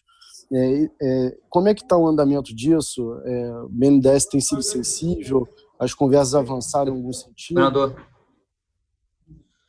Deputado, sim, no primeiro momento a gente imediatamente, já diante da emergência, lotou os recursos da própria AGRIO, em torno de 340 milhões de reais, e até inclusive enviando um projeto à Assembleia Legislativa para viabilizar isso, que era o fundo da AGRIO, e essa semana mesmo tivemos uma reunião com o BNDES, o governo federal está implementando essas linhas, que foi anunciada pelo Banco Central, depois estendida ao BNDES, justamente para a gente tentar capitalizar um pouco mais a AGRI e conseguir fazer esse crédito fluir. Então, na próxima semana, a gente já deve ter uma posição e posso informar a comissão a respeito desse andamento da capitalização via BNDES. Maravilha. Obrigado, Guilherme. Não sei, antes de passar a palavra para o Chicão, não sei se algum convidado gostaria de falar a respeito das dúvidas das colocações que o deputado Thiago Pampolha fez sobre a questão do projeto de lei que ele apresentou já dos feriados, e o outro do presidente da casa, que eu não estou me recordando qual foi, Thiago, que você comentou. Mas se Vinícius, Cristiano, Thiago quiserem fazer algum comentário sobre isso, fiquem à vontade também. Tá bom, eu acho que eu vou fazer aqui rapidamente 2 comentários. Primeiro, essas iniciativas são ótimas, então trazer para essa temporada de reclusão os feriados, acho que permite que os negócios, quando puderem ser abertos, possam de fato funcionar. Então, acho que é uma forma eficiente de você lidar com o problema, antecipa todos os feriados. Eu também gosto muito das medidas de redução de burocracia.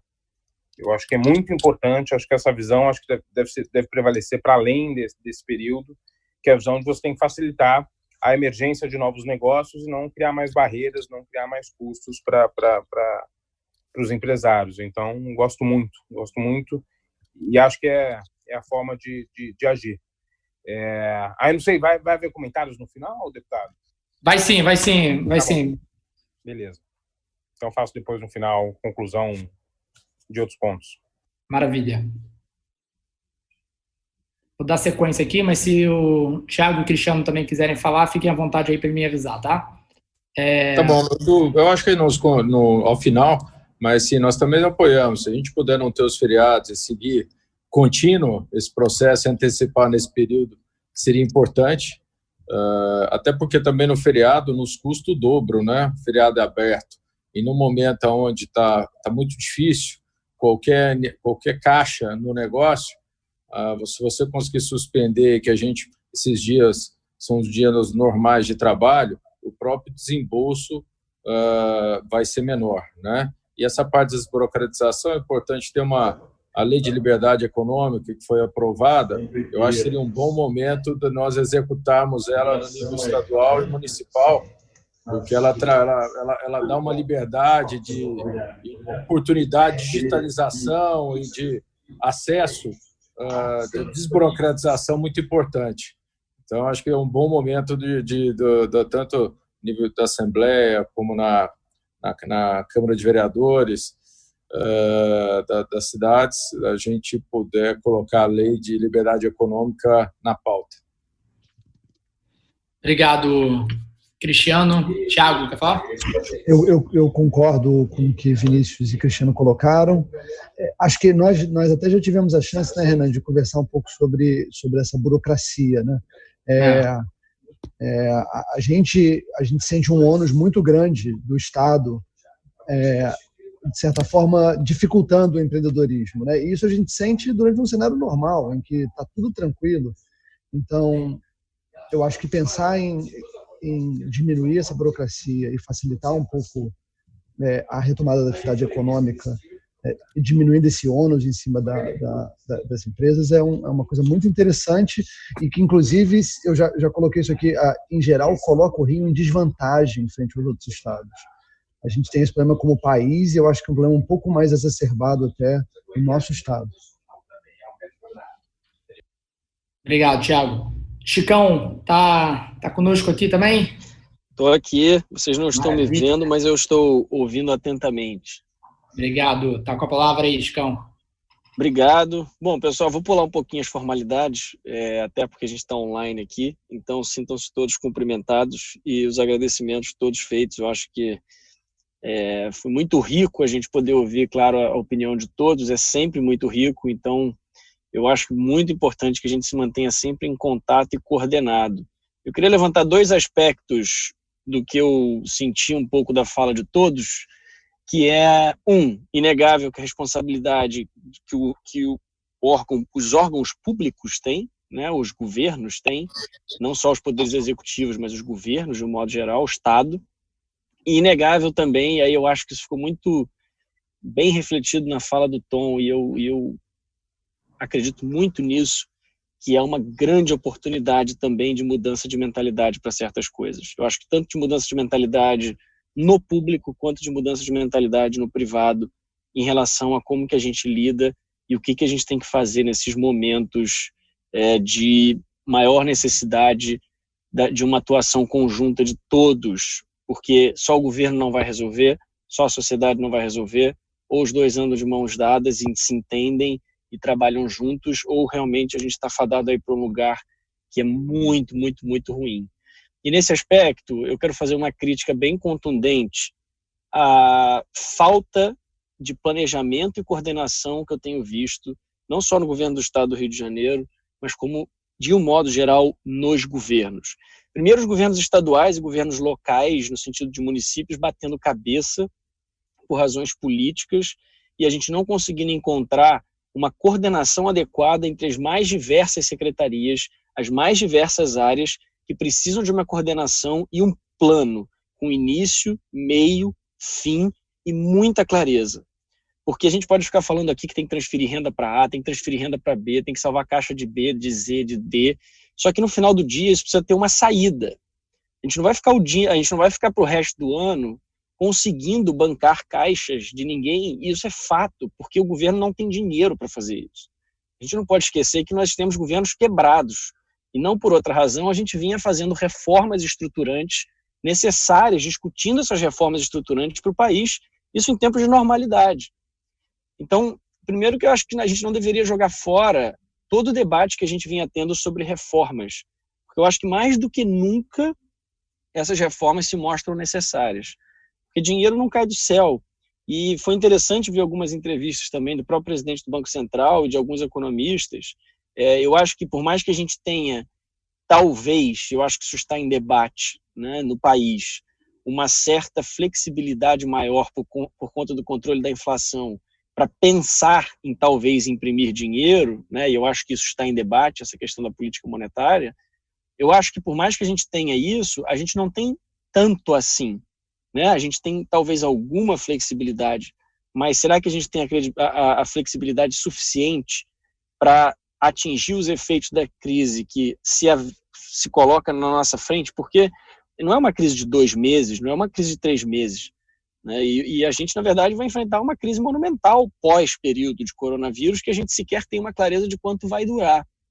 Então, o que me assusta e me preocupa, e falo isso aqui de coração aberto, aproveitando que nós estamos oficialmente numa audiência pública, primeiro são as nossas reações, às vezes até dentro do parlamento, e uma autocrítica ao nosso parlamento, que são reações da gente tentar resolver tudo numa canetada e num projeto de lei. Não é uma crítica a nenhum projeto de lei em específico, isso que eu estou falando, tá? Direcionado a ninguém e a nenhum parlamentar em específico, ou algum projeto em específico. Mas eu acho que vai um pouco além da nossa mentalidade, que às vezes, por lei, a gente consegue resolver problemas táticos, usando aí a palavra do Tom, né, que é a questão de você melhorar um decreto do dia a dia que está prejudicando, que não está casando com o outro, quer dizer, a gente fazer uma reorganização, mas, por outro lado, entender que a estratégia macro não está na mesa. E se a gente não tem a estratégia, a gente não consegue executar a tática. Estou pegando palavras emprestadas aí. Porque se a gente não sabe para onde a gente está indo em relação ao norte, a gente sequer sabe se as medidas que a gente está tomando no dia a dia têm, de fato, os efeitos desejáveis àqueles que a gente está buscando. E se essas medidas conversam entre si, que ainda tem isso. Porque às vezes você toma uma medida que aparentemente é positiva por um lado, mas que se você não tiver toda uma estruturação e uma ideia de onde você está saindo por outro, você não vai sair dela e, pelo contrário, pode ser até às vezes que você se prejudique. E aí vai ser interessante ver o pós-crise, porque a gente vai começar a fazer as análises olhando para trás e falar, pô, mas isso aqui parecia uma boa ideia. E talvez fosse mesmo uma boa ideia se, dentro de um plano macro, essa ideia estivesse inserida num contexto onde a gente sabe tudo aquilo que a gente está fazendo. E o fato da gente não conseguir, eu falo a gente, sociedade mesmo, mas direcionando a governos, não conseguir, nesse momento, sentar e pensar um plano macro, porque nós estamos enfrentando brigas políticas, porque nós estamos no ano eleitoral, porque os municípios vão entrar, vai ter eleições, e porque as pessoas... Hoje eu vi desculpa, só para contextualizar a minha fala, hoje eu vi, por exemplo, o governo federal fazendo um anúncio no Twitter dizendo, olha, gente, o dinheiro que vocês vão receber de auxílio de R$600 não é do governo estadual, não é das prefeituras, é do governo federal, com dinheiro do pagador de impostos. E eu achei isso completamente absurdo, porque, no fundo, a preocupação do governo não está em comunicar um plano que deixa as pessoas tranquilas, está em disputar quem vai dar os R$600 de ajuda. O que não faz nenhum sentido, porque todo o dinheiro do pagador de impostos, não importa o caixa, de onde que ele venha, é o dinheiro que sai dos impostos das pessoas. A pessoa não está se importando com isso, ela precisa de ajuda agora, né? E ela precisa de uma ajuda, mas ela precisa de uma clareza de para onde a gente está caminhando, até para diminuir um pouco as tensões e as ansiedades que estão fazendo com que a gente fique que nem barata tonta. E desculpe o meu desabafo, mas é porque eu me senti muito representado na fala do deputado Valdec, nesse sentido da ansiedade do trabalho de 24 horas, porque a gente está gastando muita energia em discutir temas desconexos e, na verdade, a gente não tem um plano macro para sair dessa crise. Faço uma crítica direta aqui, pela primeira vez pública, ao ministro Paulo Guedes. Porque cadê a coordenação econômica que a gente precisa, inclusive com os secretários de Fazenda? Faço uma crítica aqui também expressa às secretarias de Fazenda que não conseguiram ainda elaborar um plano e que vão ter dinheiro aqui no Rio de Janeiro, por exemplo, para pagar salário de servidor público até maio e junho. A gente tem que rezar para o governo federal liberar verba para a gente conseguir pagar salário em junho? E como é que a gente vai, ao mesmo tempo que a gente tem uma crise fiscal brutal de muito tempo, como é que a gente vai fazer para conseguir liberar essas linhas de crédito via público? E aí foi muito bem colocado também, por todos que mencionaram, mas o privado também não está disposto, dado esse ambiente de risco, a assumir um risco muito grande. E aí eu volto a falar do Tom, que ele mencionou, mas agora é um momento de compaixão. Será que esse mindset para defender margem agora nesse momento faz sentido? E por outro lado, como é que o governo poderia incentivar e trazer esse novo mindset? E no meu entender, ele deveria trazer uma certa segurança jurídica e um certo planejamento amplo para que as pessoas possam fazer conta. Não adianta agora pedir sacrifícios também para as pessoas se o governo não demonstra o que ele está pensando para a saída. E eu não acho que essa saída deva ser perfeita. Ela muito provavelmente terá falhas, porque nós não temos todas as informações ainda adequadas para tomar decisões perfeitas. Mas ela pelo menos deveria estar desenhada. Então, assim, o que para mim é uma grande dificuldade, que eu compartilho aqui com todos vocês, abrindo essa mesa de debate, eu espero que continuemos fazendo várias, o meu sentimento de preocupação, e lendo muito jornal e vendo todo mundo comentar, que é tipo, o governo precisa fazer isso, o governo precisa fazer linhas de crédito, o governo agora precisa dar. E eu concordo. Porém, como ele vai fazer? Porque ele não tem espaço fiscal para fazer. E aí entra essa outra questão. A gente aprovou alguns projetos recentes vindo da Secretaria de Fazenda, por exemplo, querendo aumentar a arrecadação, tributando pesado o pessoal de marketplace online, pesado essa galera que está movimentando as contas online de uma outra forma completamente distinta do que ela estava acostumada, trazendo uma puta insegurança jurídica, desculpa o termo. E aí a gente aprova isso para aumentar a arrecadação do Estado, mas não vai aumentar. Você vai afastar essas pessoas. Você vai tirar essas pessoas do jogo. Essas pessoas estão sem caixa. Essas pessoas estão vendendo o almoço para comprar o jantar, para manter o emprego das pessoas. E é isso que a gente quer? E aí, por outro lado, precisa aumentar a arrecadação, porque senão você não consegue suportar todas as necessidades que o governo tem que fazer, mas na outra mão, você não tem mais de onde tirar, porque você também já está sufocando esse setor. Então, o meu ponto que eu quero trazer aqui é que eu acho que a volta da discussão das reformas dentro de uma linha que faça sentido, eu acho que é mais do que necessária nesse momento. Eu acho que essa é a maior contribuição que o parlamento pode dar. Não só o parlamento, mas os governos, que tem que ter algum tipo de articulação que faça sentido com início, meio e fim, e vindo do Poder Executivo.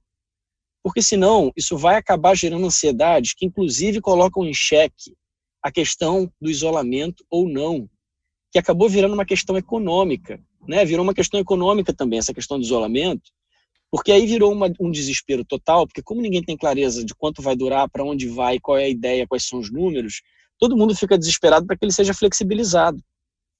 Só que no momento que a gente se flexibilizar, a gente já está vendo e viu uma entrevista hoje do secretário de Saúde, mais uma vez, dizendo, se flexibilizar, a curva já parou de cair, a curva vai voltar a aumentar. E hoje a gente nem vive um lockdown completo, na verdade. Lockdown completo é você não poder sair de casa. Eu espero que nem chegue nisso, mas só que se as pessoas agora voltam a uma vida normal, no momento em que todo mundo está dizendo que não é para voltar à vida normal, a experiência nos mostrou de que nós vamos ter uma dificuldade muito maior econômica de botar a bola para girar o mais rápido possível.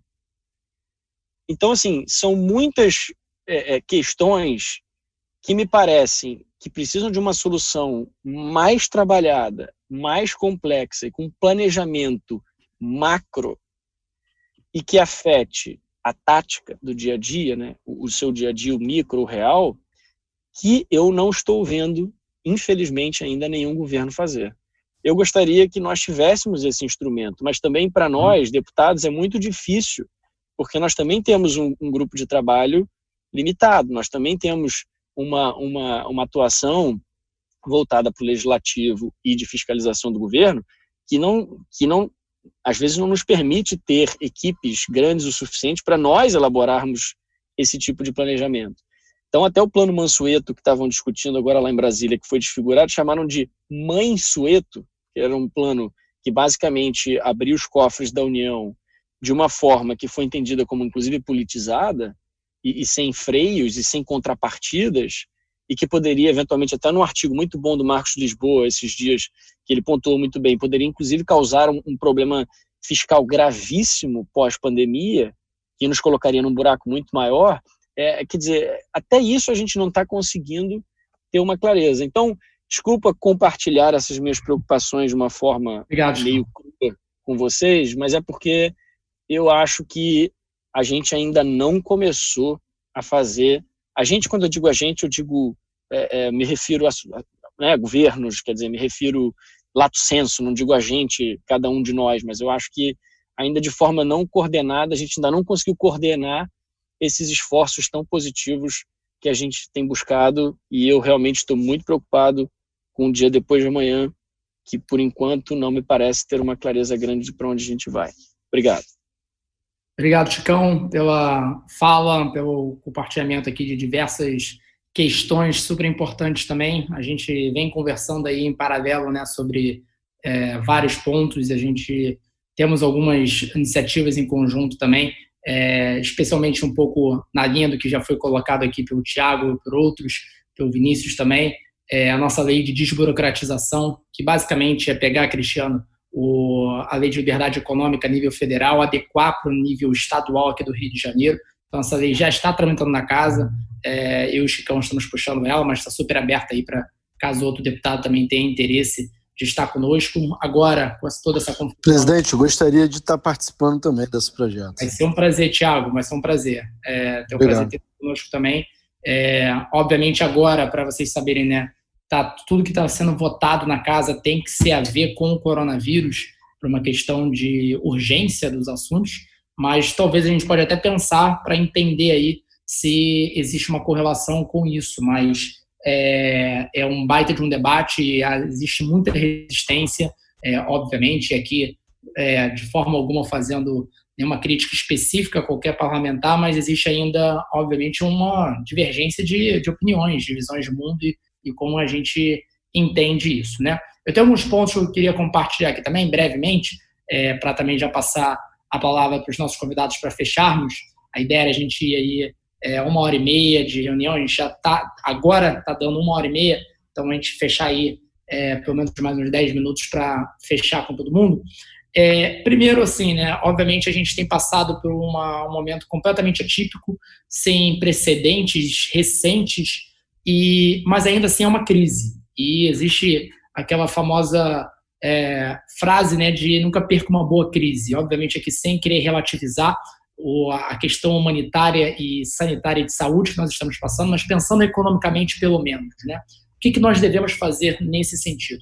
Então, um pouco também do que o Chicão já colocou mas a minha crítica ferrenha, isso aos diferentes níveis de poder, mas ao nosso nível também estadual, de que falta muito planejamento estratégico. Falta muito planejamento de onde a gente quer chegar, com quem a gente quer chegar, por que a gente quer chegar, quanto vai custar, as diferentes opções. E isso, infelizmente, faz com que um amadorismo acabe se perpetuando.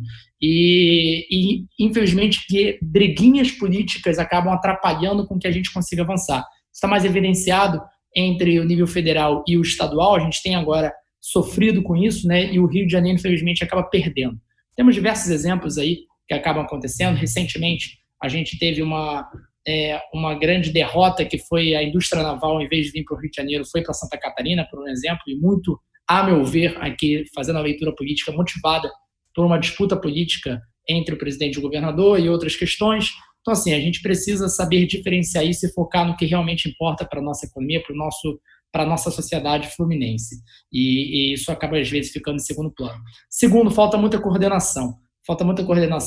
E a gente vê as prefeituras completamente perdidas nesse momento, salvo algumas exceções que estão bem de grana, e você tem algumas exceções aqui no Rio de Janeiro, de prefeituras que tiveram grandes injeções de royalties e fizeram com que elas tivessem uma capacidade maior, mas a maior parte das prefeituras estão quebradas, sem nenhuma capacidade de arcar com suas próprias folhas, e você precisa repensar um próprio pacto federativo, né, que é uma outra discussão que precisa ser enfrentada. E ainda dentro dessa questão de aproveitar o momento para a gente poder avançar com pautas importantes, vem a inevitabilidade de a gente voltar a falar das reformas estruturantes. E, obviamente, levando em consideração os diferentes setores, levando em consideração as diferentes opiniões com isso, mas nós precisamos enfrentar esse debate. Um Estado que tem um déficit programado, atualizado, de 25 bilhões de reais, não pode achar que isso é normal, não pode se conter com esses números e achar que isso vai mudar da noite para o dia.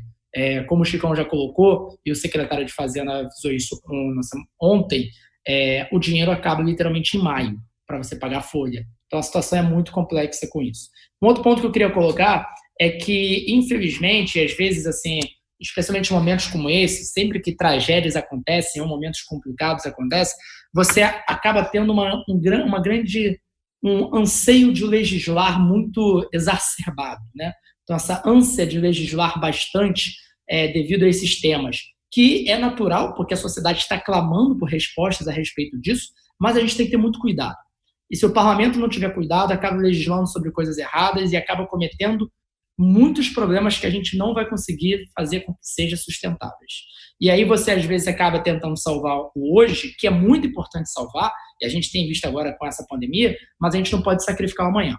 E isso precisa ser levado em consideração, obviamente, dentro de eu sou a favor hoje do isolamento social como uma forma de conter, acredito que outras questões também que a gente tem feito, não estou levando em consideração isso, mas estou falando de legislações que às vezes acabam acontecendo, que foi, por exemplo, como o Thiago colocou, nessa confusão de decretos municipais, que você acaba ficando perdido se você tem uma diversidade de atuação do Estado, que você acaba inviabilizando o negócio. Então, muito que a gente também quer fazer é você conseguir criar um padrão, ou você conseguir reorganizar ou fazer um revogaço de ações para você desburocratizar a respeito disso. Então, isso também aí é muito importante, e a gente conter essa ansiedade do parlamento de estar legislando sobre tudo e sobre todas as coisas, porque muitas vezes você pode estar inviabilizando a simples economia ou ir e vir, né? E, por fim, eu queria fazer uma provocação, uma pergunta para os nossos convidados e passando a palavra para eles finalizarem aqui conosco, já podem ser nas considerações finais, que é uma pergunta muito simples, que é basicamente: o que o governo pode fazer para ajudar, ou pelo menos para não atrapalhar vocês nesse momento? Vocês já falaram aqui sobre diversas questões, mas se vocês acharam que ficou faltando alguma coisa, o que está acontecendo, que está atrapalhando muito, ou o que poderia ser feito agora que poderia ajudar mais? Vocês já responderam um pouco sobre isso, mas se pudessem concluir citando brevemente aí um pouquinho, porque isso vai ajudar muita gente na nossa ação legislativa e também na ação executiva aí, através do Guilherme, que está representando aqui o Poder Executivo, mas há outras pessoas também. Então, voltando a palavra aqui final para os nossos convidados, na ordem de fala. Então, Thiago, se você puder começar, E aí, essa já seria a conclusão, tá, gente? Para a gente tentar fechar aí no máximo até as 7 horas a nossa audiência pública aqui. Bom, Renan, eu acho que, assim como já foi colocado, o debate foi muito rico e a gente está aqui para contribuir o nosso ponto de vista e também para ajudar para que o Rio saia dessa crise e a gente lide da melhor forma possível com essa pandemia.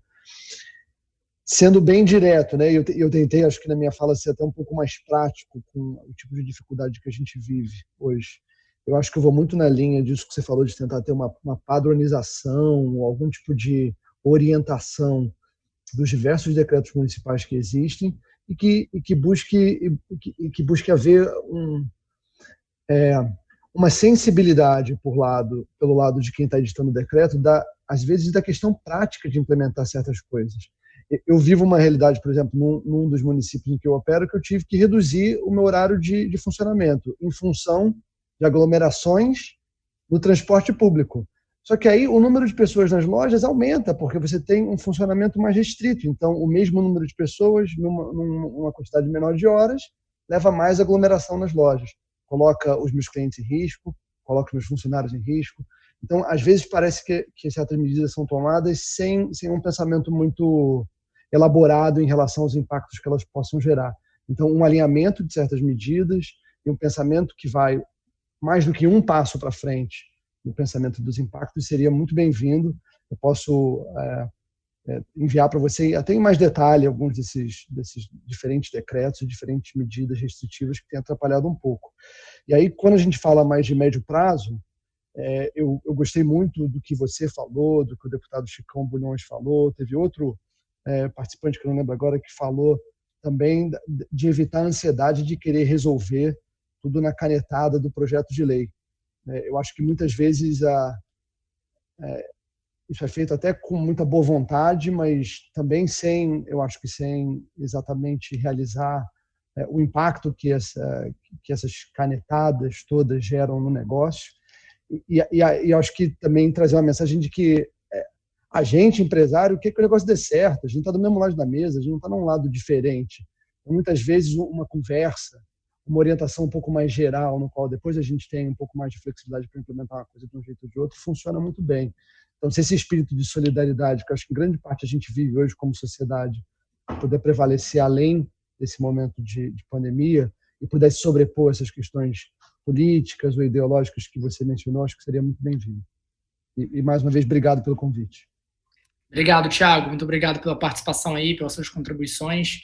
E vou pedir aqui para Maria Pandolfo, que está nos acompanhando, e quem quiser da assessoria também, para a gente colocar especialmente essa questão na pauta dos decretos municipais, para a gente estar olhando com mais atenção aí nos próximos dias e semanas.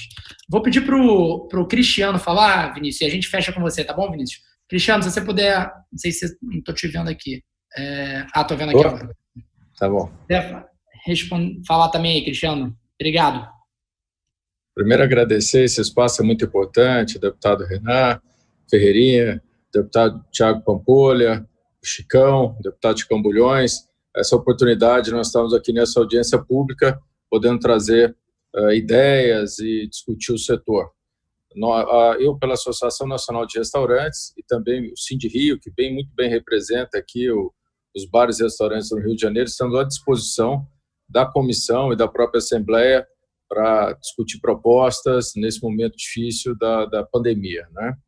Então, eu acho que situações práticas, se a AGRIO, né, tentar prover agora, nesse momento, para o pequeno e médio empresário, esses 350 milhões, de repente, se for um fundo garantidor, que aí você pode multiplicar esses 350, pode ser na ponta final, pode virar 2 bilhões de reais, né?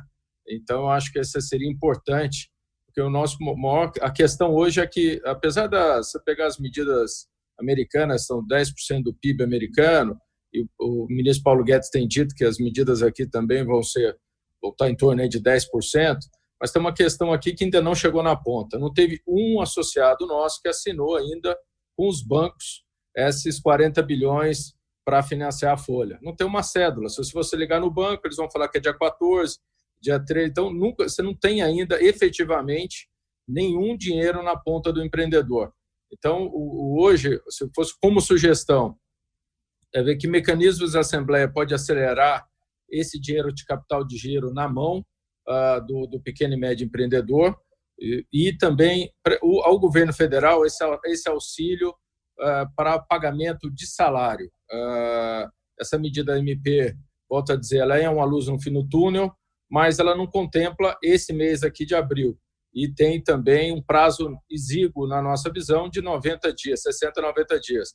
Então, a preocupação hoje da associação é pela uma rede de proteção de empregos. O Vinícius comentou do Armínio, aquela ideia, eu acho, de você dar para 100 milhões de brasileiros algum tipo de voucher é importante para a gente sustentar o emprego. Meu receio maior hoje é uma desordem na cadeia. Você vai para um desemprego em massa no setor e não é simplesmente, passou a pandemia, recontratar esse pessoal para dentro. Não funciona desse jeito. Então, nossa preocupação é pela manutenção do emprego e como sugestão de que maneira esse dinheiro da GRIO de 350, se for um fundo garantidor, ele alavanque muito mais e chegue na ponta de uma maneira rápida. Muito obrigado, Cristiano, pela sua presença aqui também, brilhantando muito aqui nossa audiência pública. Obrigado pelas suas contribuições e a gente também mantém contato aí daqui para frente também. Vinícius, puder fechar para a gente aqui também, fazendo suas considerações finais. E a gente prazerzão. Muito obrigado, deputado Ferreirinha, demais deputados. Um prazer, deputado Pampolha, deputado Ferreirinha, deputado Bulhões, deputado Valdec. Enorme prazer estar com vocês. Eu queria terminar, na verdade, com dois comentários. Acho que o primeiro diz respeito a esse ativismo que vários de vocês comentaram, que acho que é muito, muito perigoso. Então, você, de maneira legislativa, tentar arbitrar e permitir calotes e forçar renegociações, acho que é muito ruim.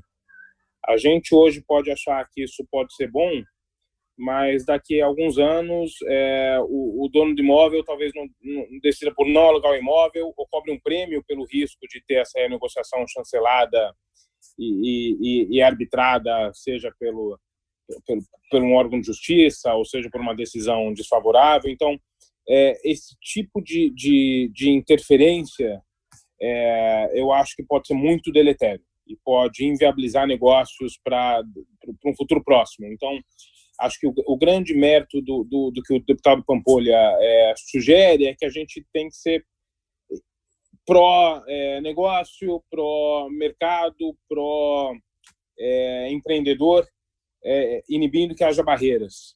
Então, uma barreira que a gente nunca leve muito em consideração é a barreira regulatória institucional. Então, qualquer coisa que leve a risco regulatório institucional vai encarecer crédito, vai encarecer aluguel, vai encarecer a forma de fazer negócio. Então, esse é um cuidado que a gente tem que ter. As negociações privadas acho que são sempre bem-vindas, interferências de terceiros acho que pode ser bastante deletério. E, de novo, daqui a 3 anos o cara não oferece o imóvel para um aluguel. A gente tem que tomar cuidado com isso. Acho que o segundo ponto é o ponto do problema que a gente tinha, que você mencionou, deputado, e outros deputados mencionaram. O problema fiscal não desapareceu, ao contrário, ele vai ficar mais importante agora.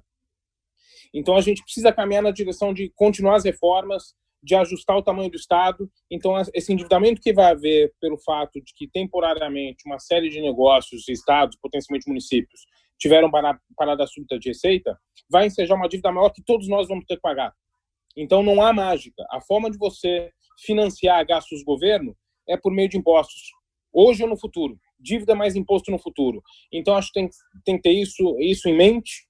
Eu acho que todo mundo tem que fazer o esforço. A gente vai sair de algum jeito mais pobre dessa crise e acho que o esforço tem que ser demandado de todo mundo.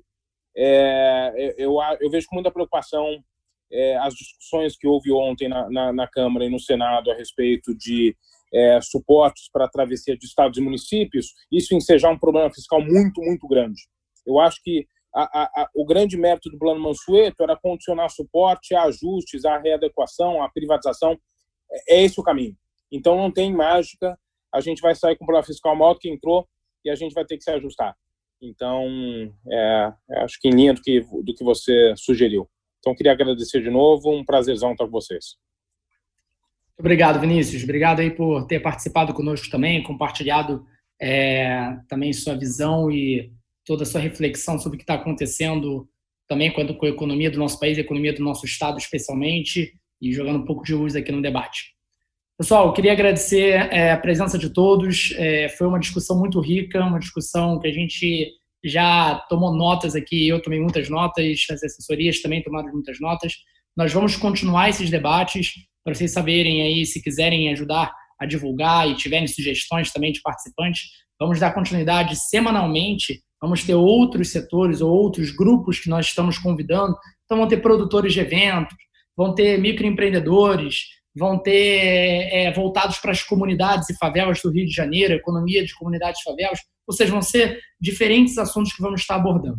E agradecer demais aí, especialmente também aos deputados, pela parceria aí em fazer essa comissão super ativa e importante nesse momento que a gente tem passado, que a gente vem passando, e dizer que a gente está ativo aqui, pensando e trabalhando muito para que o nosso Estado possa sobreviver com essa crise agora e também sobreviver amanhã, que também é tão importante quanto. Obrigado, gente. Dito isso, declaro encerrada a nossa reunião extraordinária da Comissão de Economia, Indústria e Comércio, agradecendo a todos os presentes.